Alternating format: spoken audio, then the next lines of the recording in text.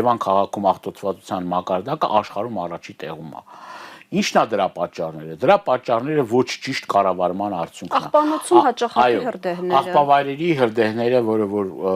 շատ մեծ վնասներ, ես դրա մասին բազմաթիվ անգամներ ասել եմ։ Նուբարաշենի աղբանոցը օր առաջ պիտի փակվի, որովհետև ոչ միայն Նուբարաշեն համայնքին է դա մեծ վնասներ հասցնում, այլ Երևան քաղաքը ամբողջությամբ Երևան քաղաքի տոնակատարության օրերին նախորդող օրը Երևան քաղաքը ամբողջությամբ ծխի մեջ է պայմաններում, դուք հսկայական միլիոնավոր դոլարներ եք ծախսում խրախճանքի վրա, բայց այն որ ասում է ժանտախտի պահին հրավառություն, ամեն ազատ տեղ անպայման շենք են սարքում եւ այդ շենքի ուրեմն շենքը այդ թաղանթապ այդ բաները չկա,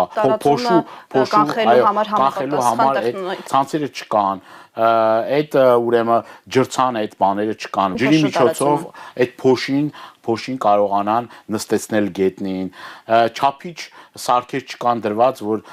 գնահատեն այդ տարբեր տարածքների աղտոտվածության աշճանը, ամեն տեղ,